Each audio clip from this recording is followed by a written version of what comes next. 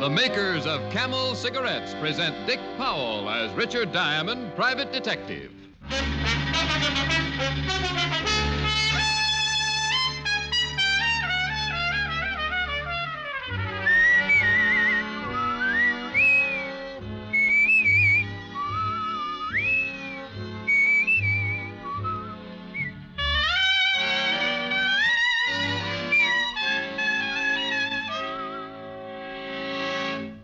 What is the 30-day Camel mildness test? It's a sensible test of cigarette mildness based on steady smoking. And here's all you do. Smoke only Camels for 30 days. Smoke them as your steady smoke. And see how rich, how flavorful Camels are, pack after pack. Yes, smoke Camels as your steady smoke for 30 days. And discover how well Camels agree with your throat, week after week. Tonight, start your own 30-day Camel mildness test. Make the Camel 30-day test, and you'll see. Smoke Camels and see.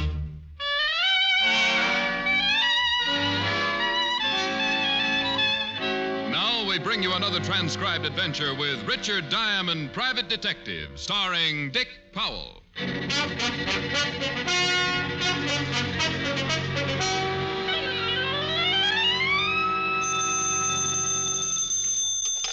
Diamond Detective Agency.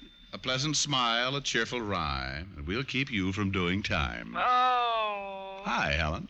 Hi. Rick, where do you get that cheerful rhyme bit? You didn't think so? I didn't think so.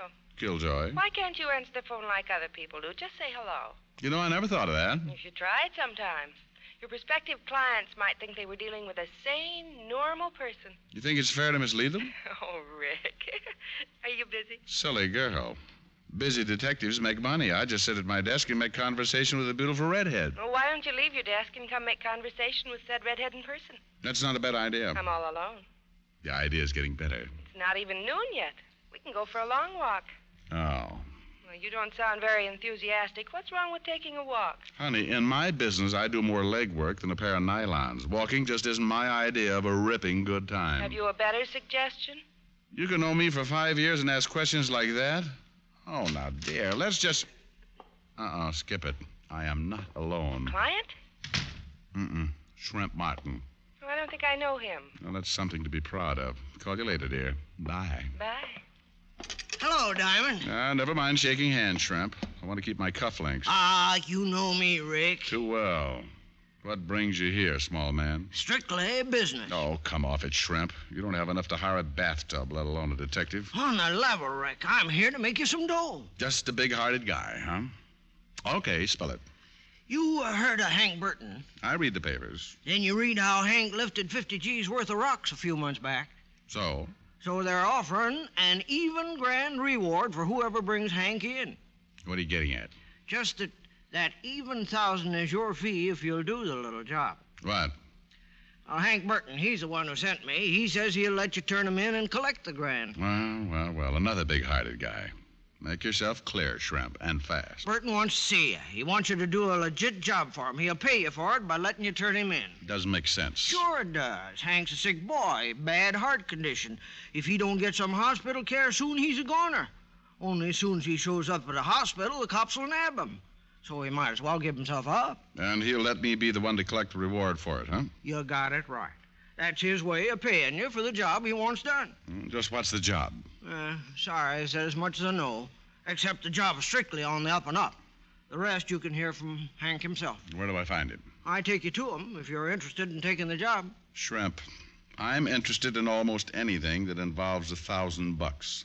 Only if this deal isn't on the level, I'll ram those buck teeth of yours down your throat. I tell the truth, I swear it. Don't bother to cross your heart. I doubt you'd be able to find it. Let's go see Burton.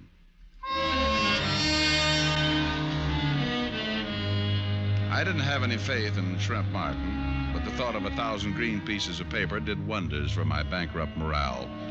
We took my car, and Shrimp directed me to the warehouse section on Front Street. We parked beside a deserted-looking warehouse, and Shrimp led me inside through a rear door. He should be here by now. Hank! Over here, Shrimp. Or behind those boxes over there, Diamond. I heard him. Hello, Dan. Hank, Shrimp tells me you have a deal to make. Yeah, that's right. Shrimp, go outside. See we ain't interrupted. Huh? Right. Sit on one of them boxes, Diamond. I got a lot to say. I'll stand. It's up to you. You look bad, Hank. Never mind that. Did Shrimp explain the setup? All except the job you expect in return for handing you over. Okay. I want you to find a girl, Diamond, that's all. That could be enough. Who's the girl? Her name is Lee Thorpe. You find out where she's located now, and I'll let you turn me in. Uh-huh. Why is it so important you know where this Lee Thorpe is, Hank? Because if I have to take the rap on that jewelry heist, she takes it with me. Keep talking. I met her about 4 months ago. Felt pretty hard. She seemed to go for me, too. We made plans, big plans. And my ticket went bad. She suggested we go to Mexico where I could be taken care of, but that took dough. So you pulled the jewelry store robbery? Yeah. It was her idea. She said she knew of a fence where she could change the rocks in the dough and we'd be out of country within a month. But the deal fell through, huh? Yeah. I was spotted during the job. I had to hide out, but I sent her the rocks, she said, to give her a week. I think I can guess what happened. Ain't hard. When I contacted her a week later, I found out she moved, disappeared. What a sap I was. What a sap. You were a sap to steal the stones in the first place, Hank. Okay, no speeches. All I want you to do is locate this dame so the bulls can nab her, too. Uh-huh. Well, why not go to the police right away, Hank? Tell them the story and let them pick her up. No, she's smart. As soon as the word gets out, I've been picked up, she'll figure I squeal on her. It'll be harder to find her then. Won't be so easy now. Any idea where she might be? If I knew, I'd find her myself. You're the gumshoe, get to work. $1,000 ain't bad pay, you know. No, it's not bad at all. Only how do I know you'll keep the bargain? Look at me, will you? I'm a dying man unless I get help. Don't worry, I'll let you turn me in. After you find the girl. All right, Burton, I'll take a chance. Where do I get in touch with you? You don't. I'll call you at your office around 6. Work fast, huh, Diamond? Find her as soon as you can. Yeah, Hank. As soon as I can. Hank Burton was in a bad way, and if he wouldn't give himself up until Lee Thorpe was located, then it was true she'd have to be found quickly. Hank didn't have much time left. We left the warehouse together. He and Shrimp Martin disappeared down Front Street, and I drove back uptown. At the 5th Precinct, I found that Lieutenant Walt Levinson was out to lunch. But in the meantime, the sergeant let me look through the files. Well, make yourself right at home, Mr. Diamond. Well, thank you, Lieutenant. I have. It's a wonder you're not sitting behind my desk. I'm sure you'd be more comfortable. Well, now, I might just take you up on that when I get tired. Fine. Maybe you'd even like one of my uniforms to wear. No, Walt, let's not carry the joke too far. When I was on the force, I tried to get into one of your uniforms. It looked like Bonnie Prince Charlie in a raccoon coat. Just when I need after a nice lunch. You around to give me indigestion. What are you looking for, anyway? I found it. File on a girl named Lee Thorpe. Thorpe. Yeah, I remember her. Used to be married to Davy Thorpe. Used to be? Yeah, it's all there in the folder. She split up with Davy, too, maybe 3 years ago when he was sent up. Davy's still in prison?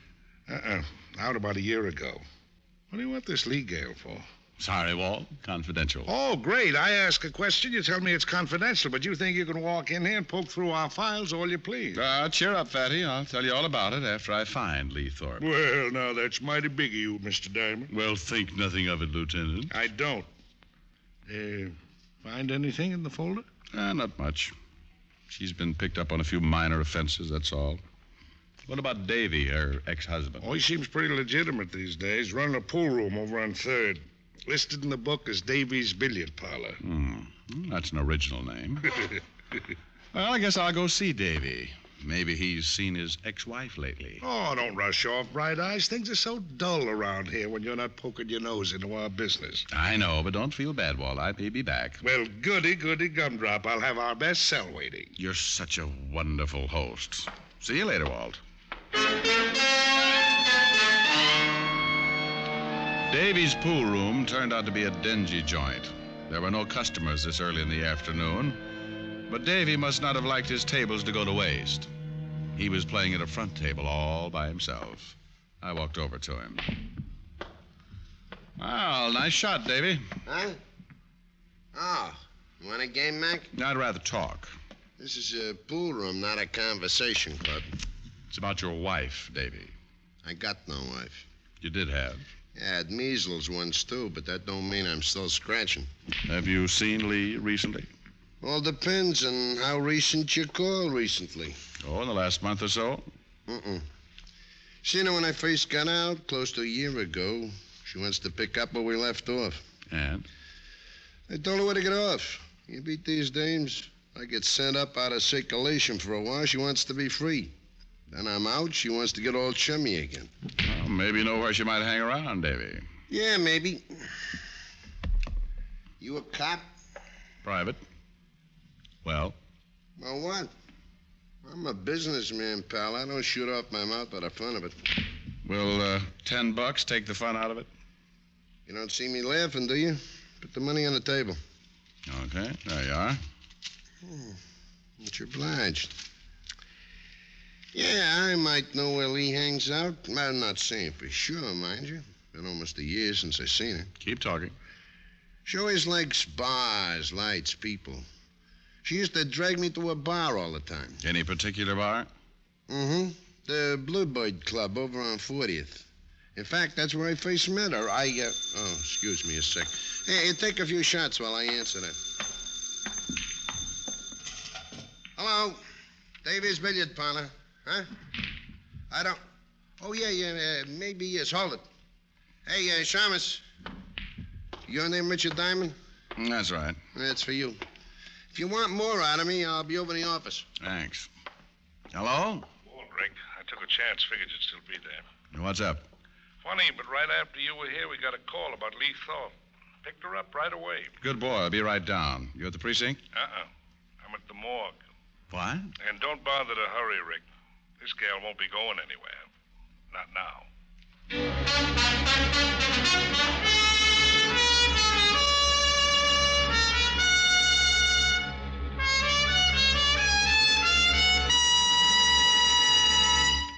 Before we continue with Richard Diamond, here are a few words about smoking enjoyment. According to nationwide surveys made by independent fact-finding organizations, more doctors smoke Camels than any other cigarette. That fact was brought to light a few years ago when 113,597 doctors were asked this question. What cigarette do you smoke, doctor? The brand named most was Camel. In repeated surveys, doctors in all branches of medicine have been asked the same question.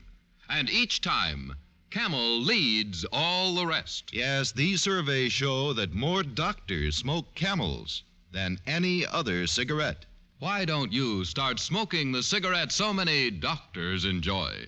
Start smoking mild, flavorful Camels tonight. How mild, how mild, how mild can a cigarette be? Make the Camel 30-day test and you'll see. Smoke Camels and see. And now back to Richard Diamond, Private Detective, starring Dick Powell.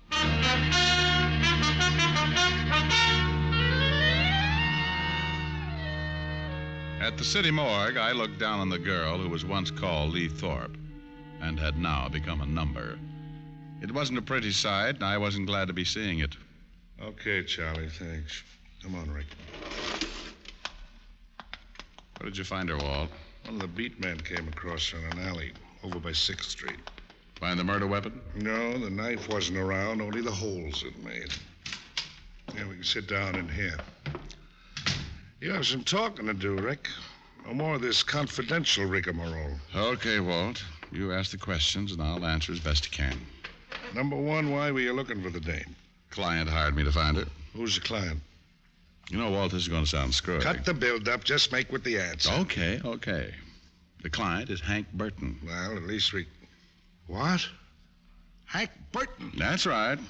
Now, sit down, Fatty, and wipe that shocked expression off your face. Rick, boy, do you happen to know who Hank Burton is? That we've been after him for 2 months? I know. And if things had gone as I planned, you'd have had him in a cell by tomorrow. I guess I'd better explain, Walt. Yeah, I think you'd better. And make it good, Rick. Plenty good.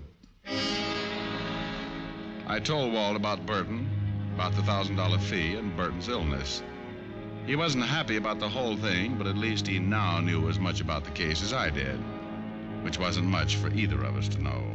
So Burton figured the gal gave him the double cross, huh? Yeah, I guess that's it.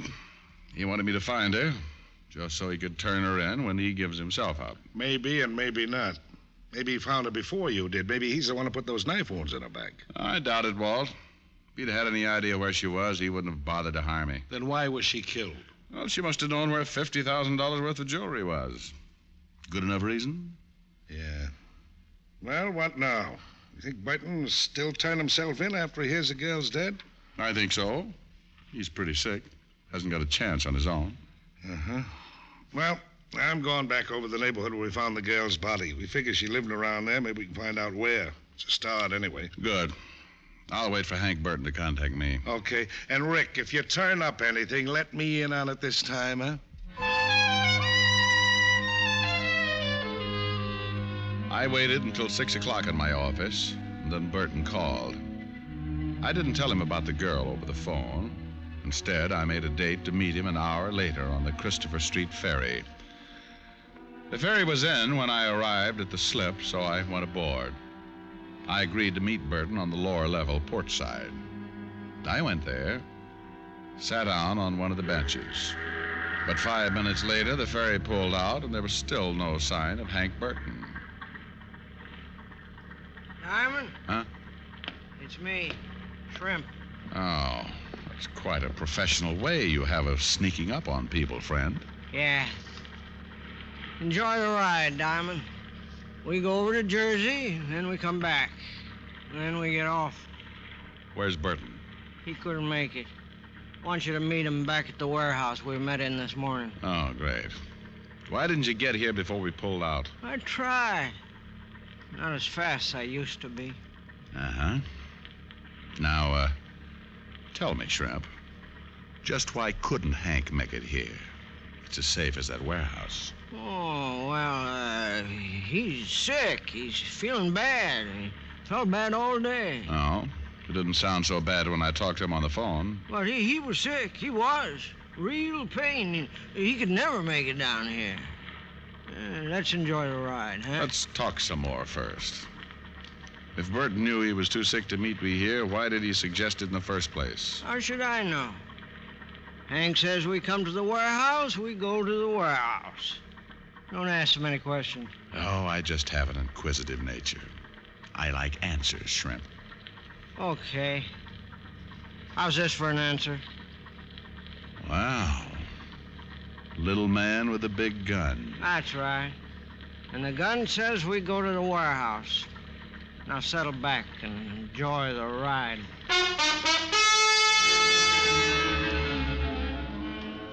It was the most uncomfortable boat ride I'd taken in years. Shrimp put the gun back in his pocket, but kept it pointed toward me. The ferry finally returned to the New York side, and we got off. Then we drove back to Front Street and parked beside the warehouse. Okay, Diamond, in the back door. Well, stop waving the gun back and forth, Shrimp. You'll wear yourself out. No cracks. Go on, open the door. Where's Burton? Same place, over behind those boxes. Move. I still don't get it, Shrimp. Why wouldn't Hank come to the ferry, and why the artillery to make sure I came here? That's far enough. I'll light this candle, Diamond. Maybe you'll get your answer then. Well, that's better. At least I... Uh-oh. See what I mean, Shamus? Yeah, Shrimp. I see what you mean. Hank Burton wasn't bothered by his heart anymore.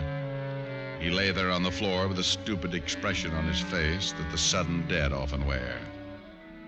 His eyes were open in a bewildered stare, and his teeth were clenched tight. Hank Burton had died quickly, without warning. And it looked like I was next in line. Surprise, Diamond? You didn't bring me here for a reaction, Shrimp. Uh-huh. I just get a kick out of seeing your face. Yeah. Good old Shrimp, the loyal friend. Hank trusted you. Ah, that was a big mistake. Hank was a sap. I stuck with him because I thought he'd get his hands on them rocks again. Then I'd get a split. Only Hank didn't want the stuff back, huh? He was going to let me turn him in, and that left you out in the cold. You got it right. When I knew he was sicking you onto the dame, I went to the guy who really has the stones. Yeah, I figured there was someone else in this. You're not brave enough to try something like murder alone. He does very well at it, Diamond, believe me. Well, Pool Hall Thorpe, little Davy. You're a long way from your pool room, pal. There's more profitable things than pool rooms, Diamond. So it would seem. Like handling stolen jewelry. Uh-huh. You sure no one followed you, Shrimp? Positive. Good. I'm sorry about this, Diamond, but you'll have to join Hank before long. Yeah, I'll bet you're sorry. You were sorry when you killed your ex-wife, too, huh? Real sweet guy.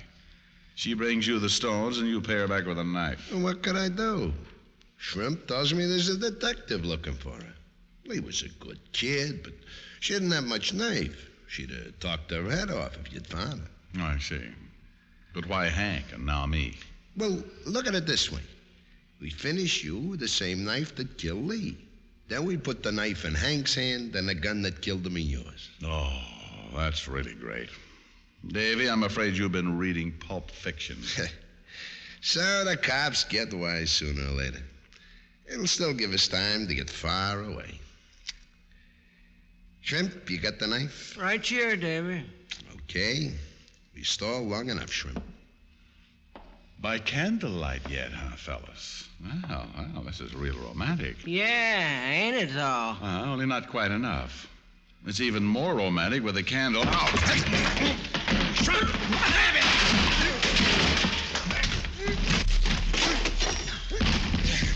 Shrimp! Shrimp! He's taking a little nap, Davy, and I've got his gun. What?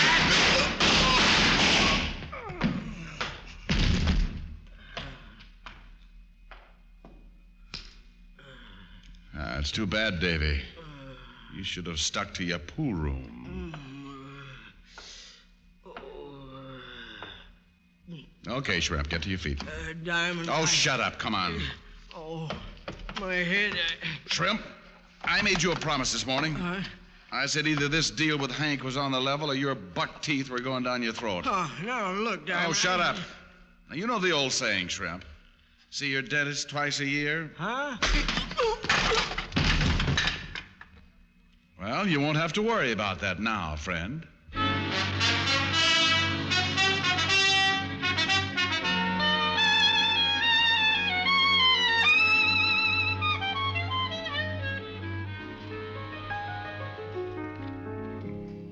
Rick? Yes, Helen, dear? It's nice outside. If you're wearing a fur coat, it is. Oh, it's not really cold. Besides, you have a heavy coat. Helen, are you hinting that I should leave? Uh-huh. With me. I'd still like to go for that walk. Oh, no. Well, why not? The only time I see you is after a case. Then you just drop in, seat yourself at the piano, and take it easy. But, honey, I'm tired. Well, I'm not. I've been in all day, and I could use the exercise. Exercise, you want, huh? Well, I got a good idea. I'll chase you around the piano. It's your idea of exercise, huh? No, but just think of the fun we could have after I caught you. Oh, Rick, I'm serious. Just look out that window. Oh, stop shivering. Look at that moonlight. Isn't it romantic? What chances to give the Dodgers this year? A long walk. Just you and me. And the Giants. Now, there's a hot ball team. Maybe over to Central Park. And the Arkansas Aggies. Oh, they'll be fighting all the way. Hand in hand. We get Arkansas Aggies. Yeah, my old home team.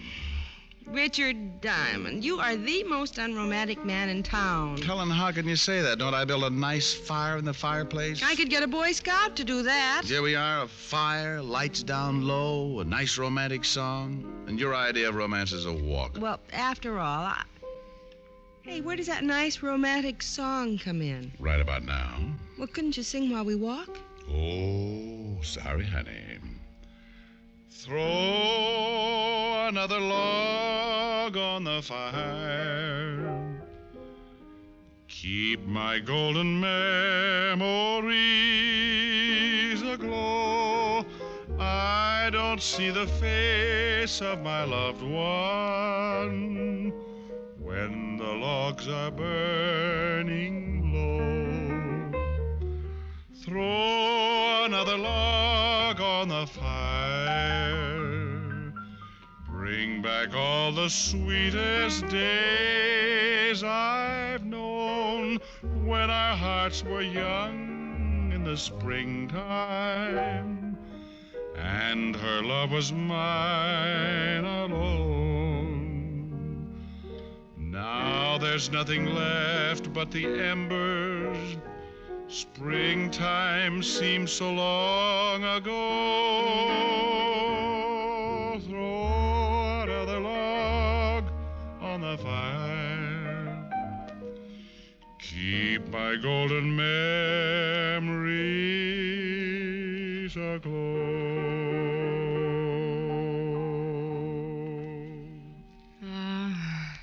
That was very nice. But I still didn't like it. Oh, that's a brilliant statement. I still want to go for a walk. Millions of girls in New York, and I had to pick a nature lover.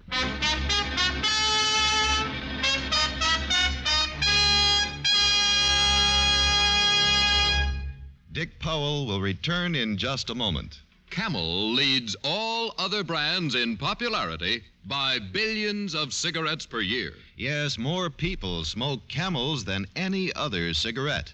And among them are many people whose throats are important to their careers. For instance, our own Dick Powell. Dick, why do you smoke Camels? Well, I smoke Camels regularly because I like their taste. They're mild and they agree with my throat. That's mighty important when you use your voice as much as I do. Friends, why don't you find out how well Camels will agree with your throat? How mild, how mild can a cigarette be? Take the Camel 30-day test and you'll see. Smoke Camels and see. Here's Dick Powell with a special message. Thank you. Ladies and gentlemen, the makers of Camels have now sent more than 200 million Camel cigarettes to servicemen and veterans. This week, as every week, gift Camels are being sent to hospitalized veterans. They're on their way to Veterans Hospitals, Phoenix, Arizona, and Des Moines, Iowa. U.S. Army Station Hospital, Fort Benning, Georgia. U.S. Naval Hospital Ship Haven.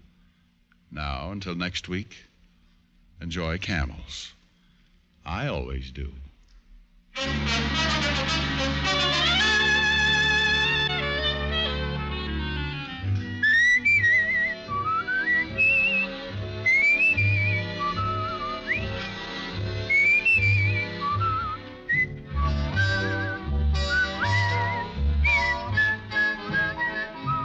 Tonight's adventure of Richard Diamond was written by Dick Carr with music by Frank Worth. Virginia Gregg was heard as Helen Asher and Alan Reed as Lieutenant Walt Levinson. Others in the cast were Junius Matthews, Tony Barrett, and Ted DeCorsia. Richard Diamond, Private Detective, is transcribed in Hollywood by Jaime del Valle.